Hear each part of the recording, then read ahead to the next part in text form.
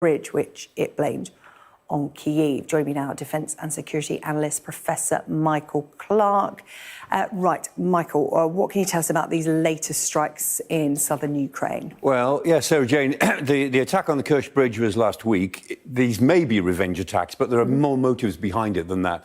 Big attacks on Mykolaiv, Odessa, Chernomorsk, south of Odessa, 60,000 tons of grain was destroyed in one warehouse. The Russians are attacking grain silos and some of the infrastructure around the ports that handles grain, because this is all to do with the grain deal, of course, which the Russians pulled out of last week.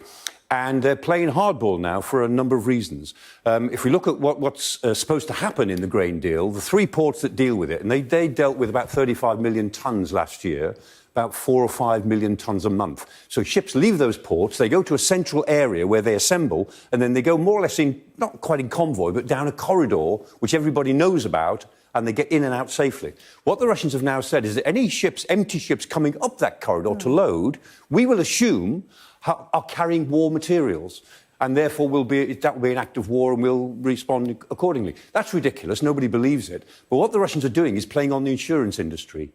Because if you can create the danger, the sense of danger, then ships won't get insurance. And you can do anything you like, but you can pay the crew as much as you like. The crew can be as brave as you like. If they haven't got insurance, the ship won't sail.